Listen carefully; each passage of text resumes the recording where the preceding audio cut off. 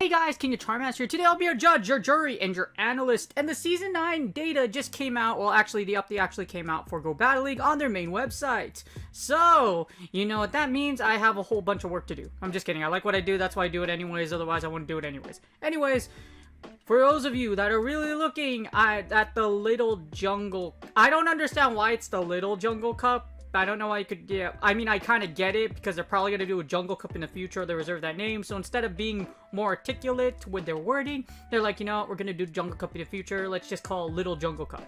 So then later on, when we do a Jungle Cup, we don't have to justify or say anything like that. Yay! Because we know Niantic works so hard, right? Anyways, as you see here, the Pokemon are at the Little Cup CP, so 500 CP or below, then only normal, grass, electric, poison, flying, bug, and dark type Pokemon are permitted. So 8 typings basically. Normal, grass, electric, poison, ground, flying, bug, dark. Yep, 8. So 8. And sadly, even though you don't effle with the Shuckle, you know, you don't fuck with the Shuckle, it's unfortunately the unholy lord of the thing that literally will do the most damage if calculated correctly in the main Pokemon series, Shuckle, is not allowed. And neither is Schmeargle. So if you were hoping for it, honestly, I was hoping for it too. A cup where Shuckle could finally shine and I can bow to its graceness and just roll out and just destroy everything to death. Anyways, the one thing I do have about the Little Jungle Cup, it says Pokemon do not need to be able to evolve to enter. I'm not sure what that wording says. PvPoke already has the rankings up though, so let's just use what he has first and just call it a first look. Because if they change the rules later, if the wording's just kind of weird. I mean, I'm pretty sure it's solid, but it's, yeah, you know, I never understand what wording is anyway. Nowadays anyways. Without further ado, let's get started. Alright, so as I always say, please consider contributing to PvPoke.com using this link right here. So, for the overall rankings of the Little Jungle Cup, this wording's gonna make my... This is like a super tough... Little Jungle Cup, Little Jungle Cup, Little Jungle Cup. Hello, Peter. I hope you heard that. Well, you know, the new Spider-Man movie's coming up too, so I can't wait! But spiders are small. Well, Spider-Man isn't small, but, you know, regular spiders are small. And it's small for this cup, because only minus 500 CP or at 500 CP Pokemon are allowed. As you see here... Can we have one cup where G-Fist doesn't dominate, please? Or, like, when it's actually allowed, can it just, like, be kicked to the curb? Because, in all seriousness, how many of y'all have a minus 500 CP Galarian Stunfisk? I mean, I'm gonna look at my bank. I probably do. I'm just putting that out there. Do you like pancakes? I like pancakes. You like pancakes. I like waffles. Well, most of you probably don't like waffle. Me, I'm a hypocrite if I say I hate G-Fist, because when G-Fist first came out, well, I made a top team with G-Fist and plugged it in PvPoke.com. Beef won the first time it came out, and it helped me rank Reg 10 in Season 2. So, it did help me reach Legend once. I don't want to be a hypocrite. But anyways, Galarian Stunfisk is at number 2. And you should... I actually have one that's below 500 CP, so I'm pretty happy about that. Anyways, Galarian Stunfisk and Altaria, ironically, I don't know any of you that have a minus 500 Altaria, but as you see here, it is actually really freaking good for the Little Jungle Cup, and I can kind of see why, just because of, like, stats. Dragon and flying is really powerful, Swablu is a normal flying, so... As you see here, it's like a mini Open Great League, in a sense. Skarmory...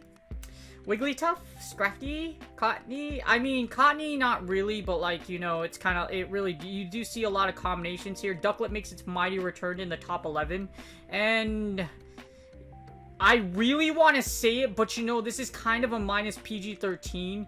You know, the beads, so I'm just gonna call them the beads. Don't Google that, please. I don't want to get in trouble. I warned you, don't Google it. Anyways, the beads is now at top 15, so this might actually be a little bit of fun to use, but I think Onix is basically just kind of like a rock throw. You know how, like, you had, for the Love Cup, you had Mad Cargo, well, this one you have Onix. This is a really, really wonky overall kind of thing. A lot of these mons you probably won't have minus 500 versions of, or if you do have them, they're kind of just sitting in your box, because you hoard a bunch of stuff like I do. Anyways, as you see at the overall rankings, like I said, it's kind of like a mini Open Great League. You have Altaria, Scrafty, Wigglytuff, Skarmory, and Galarian Stunfisk, and Altaria as like top picks, which is very interesting. You have Skorupi. I think it's freaking amazing that Skorupi is fine. Actually, it's pretty good in this cup. Also, old favorites like Shelmet, like I said, Ducklet, Swinub, all make their glorious return in this cup. And it's very, very interesting just how it kind of pans out. Anyways, with the data in here, expect a top 5 video pretty soon, so you could really figure out stuff that's going on. Because I don't foresee many changes in the future with the, like, move changes. Alright, now for the top leads for the Little Jungle Cup. Old habits die hard, and what I mean is that if you built a Cottony or Ducklet for either, well, technically you could use Cottony for the Little Cup, but if you used the Cottony for the Little Cup and you use Ducklet for the Element Cup, guess what? You could use them again! Yay! The top leads are Cottony and Ducklet. That doesn't seem to change just because of their utility and fast/charge move pressure. It's kind of ironic because if you have a Baby Scrafty, I'm going to use that word a lot. Baby Scrafty does do a lot of damage, and Baby Beads... oh my gosh, it's so bad. Anyways, if you're under the age of 18... If you're over the age of 18, you probably know what I'm talking about. If you're under the age of 18, you might know what I'm talking about, but you see, I'm also a therapist, so I don't... Oh, man. Do not Google that. That's all I have to say. As you see here, G-Fisk, also the Pancake, is also a top lead as well. Very, very meta... Well, yeah.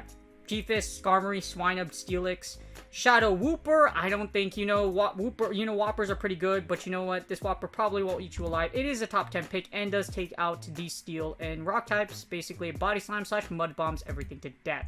So, some things don't change. If you have a baby Pidgeot, I don't know which one of you are willing to build a minus 500 CP Pidgeot or at 500 CP. If you are a champion, and I applaud you. By the way, the nerf Feather Dance, by the way. More analysis on that later. So, with that being said, as you see here, it does, a lot of old utility picks you had will actually work. So if you already had a Conure Ducklet build, you have already a great lead, and they'll probably be in the top teams after when those video creates. I mean, when I release that video. But as you see here, it's very, very interesting at the top picks. In the top 10 old things that you had or variations of Open Great League, for Little League, CPs are allowed. So it's a really, really weird kind of league conundrum. Generally, like I said, if you have Conure or Ducklet, they're probably going to be top picks anyways and be in a lot of teams. Especially since Charmers still do run Little Cup leagues or fast move damage like you see here. Alright, so Baby Scorpion, as you see here, is actually in the top 5 for save switches. So is Baby Bacon. Technically, Tepig is Bacon, but you know, Swinub can also, like, kind of, like, go into that category as well. But just because these two are great generalists, there aren't many things that actually take you out unless... And if you have weaknesses like Galarian Stunfisk, the thing is, G-Fisk does have a close match against a Skorupi. I don't know how many of you are willing to invest in this thing, though, so... Just putting it out there. Swinub has had a community, though, and there have been several events where Swinub has been available. So, you might have a Swinub, and it's actually a fantastic save switch for the Little Jungle Cup. That's the first time I've actually said that right. If you're willing to invest in a baby gorilla... Well, a baby... I don't know what the heck figure out this as. I mean, it's a baby Angry Sloth. It's actually really good as a save switch as well. Counter Body Slam Brick Break is a very powerful combination. The only issue with Cottony, Vigoroth isn't super bulky when it's minus 500. It's just literally the charge move pressure that lets it go to town. And it beats a lot of relevant picks. But it's just really up to you. In any words, if you like pancakes or waffles, Pancake or the Burnt Pancake or the Flip-Flop of Death, which is Galarian Stunfisk, is also powerful as a save switch. So if you already have a minus 500 CP Galarian Stunfisk, guess what? It's actually really good. A good thing, it looks like a lot of top picks here kind of interchange with each other. For example, the lead and save switches are pretty identical. So if you build a solid 3, then it might actually be pretty decent. There's also a lot of odd picks in the top like 10/20. For example, you got Eevee, you got Meowth. Cottony is not a surprise. Azurill. The good thing is I actually have a baby Azurill ready for this cup, so I might try it out. But anyways, as you see, a very awkward save switches. You'll probably expect to see Skorupi and Swinub in my top teams. Other than that, the rest are going to be kind of weird. Alright, last but not least, we have the closers. This is when you have no shields. So, those of you, if you have no shields...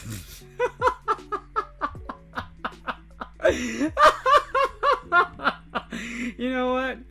I knew there would be one day Chansey would become the most powerful Pokemon in one position. And in this particular cup, the most powerful closer is in fact the little, you know, if you have one of these that defends gyms, it's absolutely beautiful when it's minus 500 CP, and it's absolutely amazing. If you have a double move Chansey, we can be best friends, because I actually have one that's minus 500 CP. I'm probably going to double move it just for this cup. Chansey is the most powerful closer. I can see why, because when you have a Chansey in Little Cup, basically it won't die. That's basically why. It runs through a lot of things, unless, as you see here, unless it's resisted. As in, like, that's why Pharaoh Seed, Steelix, Skarmory, etc. do so well against it, unless it's like something like Scrafty, which can pound you, which basically power up punches you to death. So, Excadrill is also an awkward option. I don't see you having that, but as you see, like I mentioned, Galarian Stunfisk has great utility in this cup. So if you build it, you can plug it into any position. But as you see here, again, a lot of the top meta kind of interchanges with each other. Skarmory, Ducklet, Altaria are still very powerful picks as closers, even though they're elites.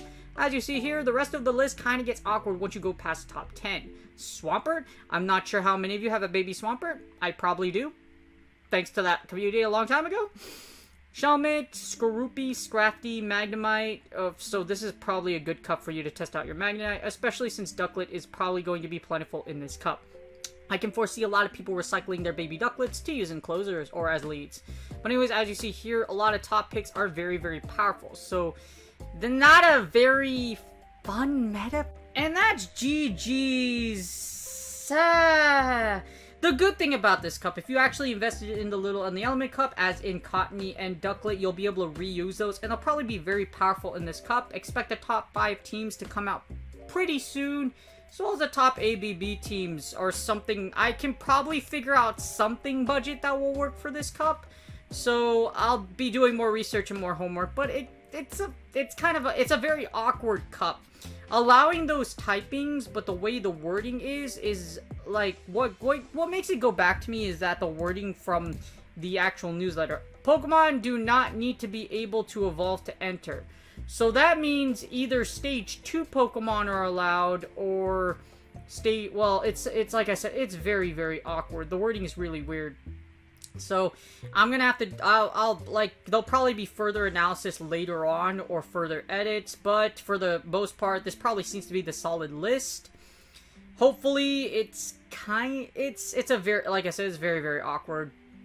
When you put all these typings together, it's a very weird toilet bowl full of Open Great League, like I said, Open Great League Babymons, and just like a few things here and there.